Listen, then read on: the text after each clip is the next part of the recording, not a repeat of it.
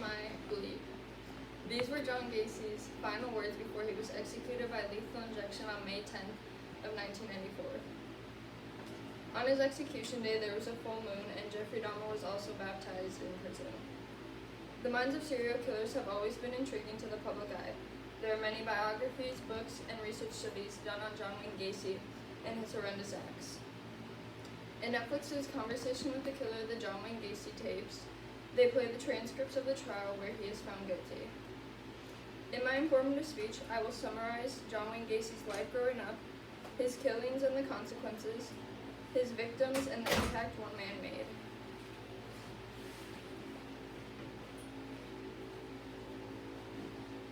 Growing up in Chicago, quote, Gacy seemed to have a regular childhood with the exception of his turbulent childhood relationship with his father, quote, Sullivan and Macon. His father was a raging alcoholic who was both abusive verbally and physically. All Gacy ever wanted was approval from his father, but instead he was compared to his two sisters. Although Gacy's father never sexually abused him, he was enticed to get ice cream with one of his father's coworkers, which led to him getting assaulted at a really young age. His father never called police, but he did threaten the guy, and even after Gacy's arrest, he said he has never hated his father. Gacy went through 4 high schools before dropping out, which only got more disapproval from his father. He, quote, left Chicago for Las Vegas. While there, he worked part-time as a janitor for Palm Mortuary. Unhappy in Vegas, he returned to Chicago a few months later, quote, Bronco. In 1960, he went to business college. He enjoyed it, and he was also really good at it. A year later, he fell in love, and he married into wealth. He was asked to manage the family's business, KFC, and that got him known and liked by the community quickly. He married Marilyn Myers, and they had 2 kids. They were considered to have a perfect home life. This is a trait seen throughout many notorious serial killers. Although Gacy was an addict, an alcoholic, and a cheater, he was perceived differently by the public. The first time that the public truly got to see who he was in 1968 when he pled guilty to sodomy charges.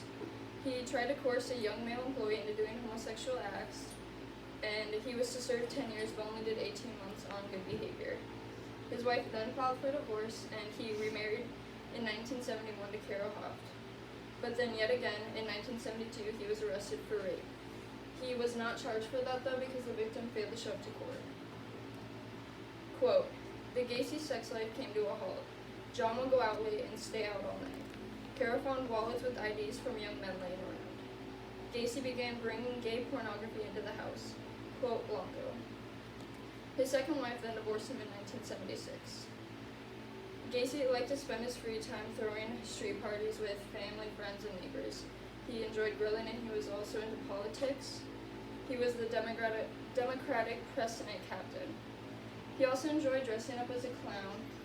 He would go to local children's hospitals and was known as Pogo the Clown, but now he is notoriously known as the Killer Clown.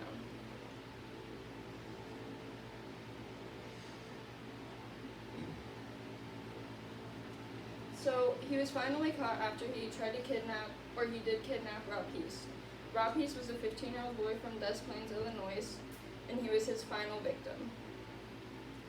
Rob was working an after-school shift at Nissan's with his on-and-off girlfriend, Kim Byers, and Kim had printed some photos to give to her sister for Christmas in 2 weeks, and you get a pink little slip, and she didn't know what to do with it since it was a personal order, so she slipped into her blue parka, which ultimately led to Gacy's arrest. So halfway through the night, Rob puts on the blue parka and goes outside, and then right before his shift ends, he tells Kim he'll be right back because he's going to go look at a job interview. 20 minutes pass, and his mom gets worried because she was sitting outside waiting for him because it was supposed to be a birthday dinner for her. And then an hour passes, they call police, and the next day they get a search warrant into Gacy's house. For the first search warrant, all they found was the pink slip, which showed that Rob was in the house, so that led to them getting a second warrant. Quote, they then got a second warrant and found 29 bodies under his house, 26 being in the crawl space, and 3 more found throughout his house. John Wayne Gacy was arrested December 22nd of 1978. quote, crime museum. In April of 1979, his house was then demolished, which is 4 months after the discovery. Quote, psychopaths are not merely selfish. Their brains process information differently than those of other people. It's as if they have a learning disability that impairs emotional development. Quote, Cale Kent A. and Joshua W. P. John Wayne Gacy tried to plead insanity, but the judge and jury saw through it. On May 10th of 1994, he was executed with lethal injection, but he suffered for an hour because the tubes weren't flowing correctly. His last meal was 12 deep-fried shrimp, a bucket of KFC chicken, french fries, and a pound of strawberries. His last words were, "Kiss my," which shows he had no remorse. And if you ever listen to his conversation with the killer tapes, it shows he had no remorse as well.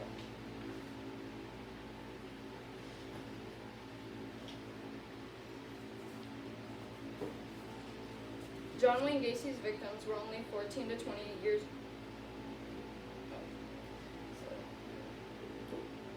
Quote, you know the story of John Wayne Gacy. You've seen the pictures of the smiling clown standing proudly outside the suburban home. You've heard of the young men and boys buried in the dark crawl space below Gacy's ranch house. But you don't know the story of these boys. You don't know their names.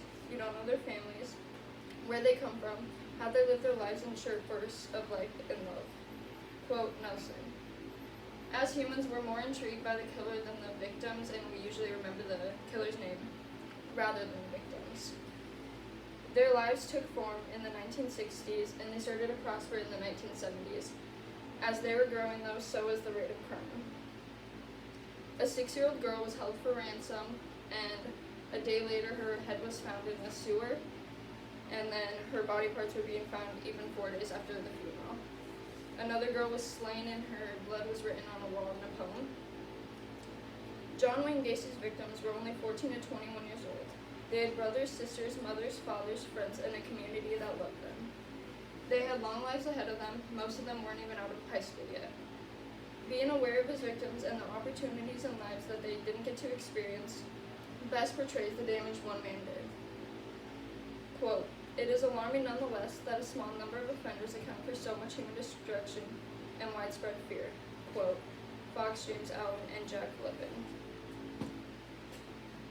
As I went through Gacy's timeline, I gave a brief but detailed story of the man who seemed picture perfect, but was and now is one of the most notorious serial killers known as the Killer Clown. With this information, I hope I opened your eyes that everyone and everything is not as it seems. Thank you for listening.